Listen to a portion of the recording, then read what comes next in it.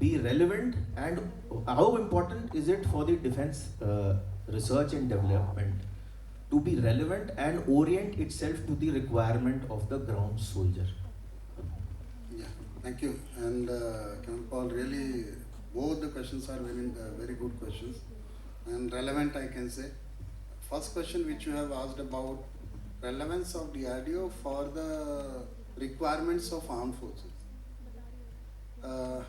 I'll tell you, sir, when I was in BrahMos for 3 years, I have created a tagline. That tagline is "Aap se hum hain." Means we are because of you. DRDO cannot survive alone.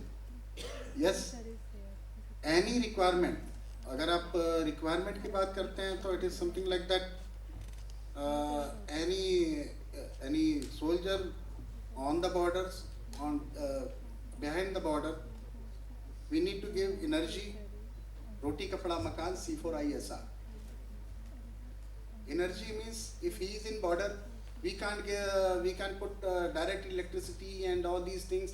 Any kind of any way through which we can go for the energy to fulfill his energy requirements. That is external energy requirement. Off-grid solutions, which we are doing right now in Diaper also. It is bioenergy, but we are working on energy requirements, especially off-grid solutions. But it is a requirement of Indian Armed Forces. That's why it is naturally oriented. When we say about Defense Agriculture Research Laboratory and Agriculture Research Laboratories, at that time, I met with one of the stalwart of at that time, Dr. M.C. Joshi.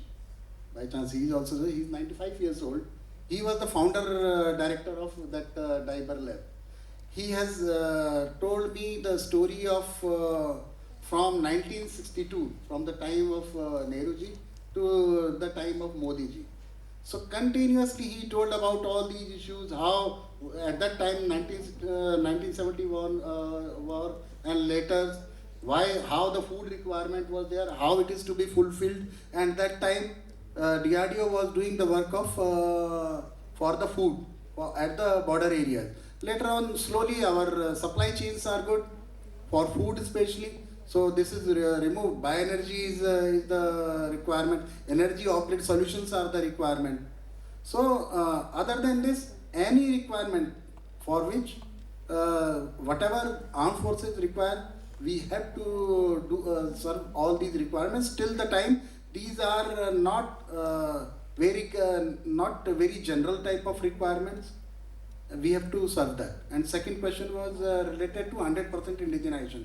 I can say that whatever is non-critical, which is not dependent on outside supply chains, so which are not strategic materials, strategic electronics, I have to go to our Indian industry and all this, and we should not go for that. And when any strategic material or strategic electronics is coming into play, I think DRDO has to work on that. Technology or the product, whatever. Because most of the time I feel that industries can't go for, right now it is not the situation that industries can go for funding for R&D. They have not gone like Lockheed Martin and Concord Aerospace, which are working on big hypersonic, supersonic programs and which need large funding. So I think government has to fund a bit, and almost now 25% is already being given to Indian industries. True. And I would request Professor Sujan to add a bit of his experience into this, and then we'll bring this to an end. We will not have chance for another question. Sorry for that. So as a former member of the DRDO Review Committee, which is the last one, what I would say is that DRDO is essentially there for research and development up to perhaps prototype stage. It's not an establishment that is industrial in nature. It does not really do anything by way of serial production.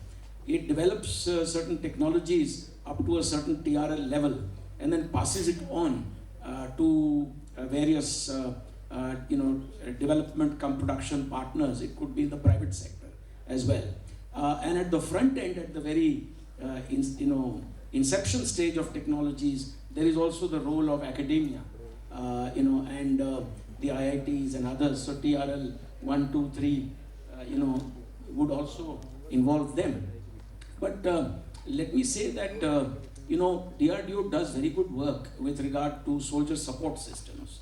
For example, in extreme climates, what kind of clothing to develop and things like that. Now there is natural language processing, which is also being developed by the DRDO. I had the privilege of actually using it in Mandarin, and I can tell you that a soldier support system of that nature, if used by the soldier when, for example, interacting with the Chinese during any kind of face-to-face meeting on the borders, would enable our soldier to understand what is being said in Mandarin and speak in Hindi or Indian languages and have it converted to Mandarin as well.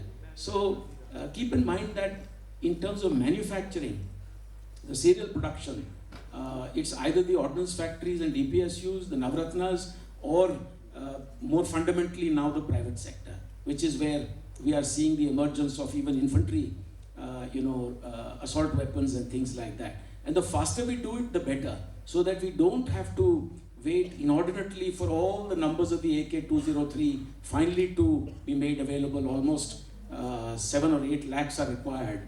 And because of the shortages, we've had to go in for roughly 2 orders of 72,000 of the 6R rifles in the interim. So we must keep in mind what is Atmanirbhar Bharat, what is the role of the DRDO, and where the private sector needs to be promoted today. Thank you, Sujan, for such a wonderful summing up. And once again, let me say that unfortunately we are not able to take any more questions. But we will be open. If we are there outside, you can talk to us. And for the time being, we bring this session to an end. Thank you very much, all of you. Thank you so much, sir. Truly engaging, very informative. I request Samarjeet Singh sir, MD Sai Grace Academy, to please come on stage and present a memento to our guest.